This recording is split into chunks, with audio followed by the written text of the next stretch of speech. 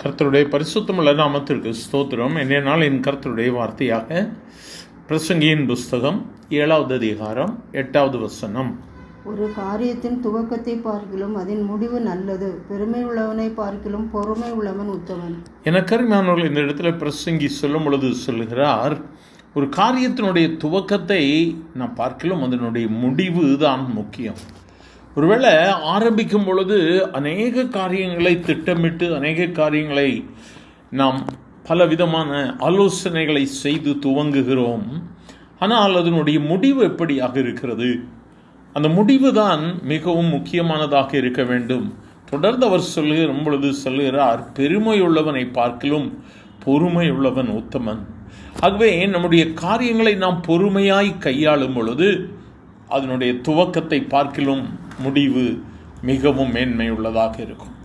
ஏன்னா பொறுமையுள்ள நம்மிடத்தில் இருக்கும் பொழுது நம் கர்த்தரோடு கூட இசைந்து நிற்கிறவர்களாக இருக்கிறோம். பிரசங்கி அநேக காரியங்களை இந்த இடத்துல சொல்லுகிறார். உன் மனதில் சீக்கிரமாய் கோபம் கொள்ளாதே. ஆகவே நாமும் அந்த நாட்களில் நம்மை நாமே சுய பரிசோதனை செய்ய வேண்டும். நான் என் வாழ்வில் எப்படியாக செயல்பட்டு கொண்டிருக்கிறேன்? முன்கோபியாக இருக்கிறேனா? கோபத்து நிமித்தமாய் அநேக நன்மைகளை இழந்து போன சூழ்நிலையில் இந்த நாட்களில் ஒருவேளை இந்த வார்த்தைகளை கேட்டுக்கொண்டிருப்பீர்களானால் நம்மை நாமே ஆராய்ந்து பார்க்க வேண்டியது அவசியமாக இருக்கிறது. எனக்கருமையானவர்களே, நாம் எத்தனையோ காரியங்களை ஆரம்பித்திருக்கிறோம்ல, நம்முடைய வாழ்க்கையின் இந்த நாட்களை ஆரம்பித்து நடத்தி வருகிறோம்ல. இன்று நாம் ஒருவேளை ஒரு பாதி நாட்களை கடந்திருக்கலாம், இல்லை முக்கால் பாகம் கடந்திருக்கலாம். ஆனால் அதனுடைய முடிவுக்கு நேராக செல்லும் பொழுது ஆரம்பத்தை காட்டிலும் மேன்மை உள்ளதாக இருக்க வேண்டும். கர்த்தர் அதை விரும்புகிறார்.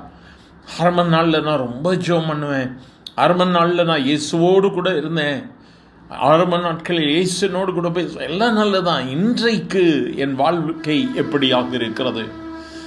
இன்று நான் என் வாழ்வில் நான் மேன்மை அடைந்திருக்கிறேனா? எனக்கு கொடுக்கப்பட்டிருக்கிற வாழ்க்கையில் நான் இயேசுவோடு கூட இணைந்து நிற்கிறேனா? கர்த்தரை அதை பார்க்கிறார். எனக்கு அருமையான தெய்வ பிள்ளையை, உன் பூர்வீக நாட்களை நினை.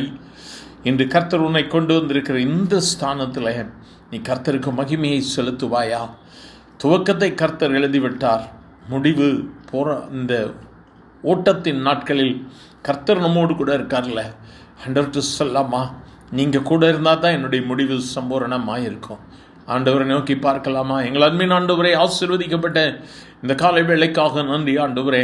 காரியத்தின் துவக்கத்தை பார்க்கலும் அதனுடைய முடிவு நல்லது என்று சொல்லியிருக்கிறேன். அதேவண்ணமாய் அநேக காரியங்களை துவங்கி இருக்கிற உம்முடைய பிள்ளைகள் அதனுடைய முடிவு நன்மையாக இருக்க வேண்டுமாய் ஜெபிக்கிறேன் ஆண்டவரே.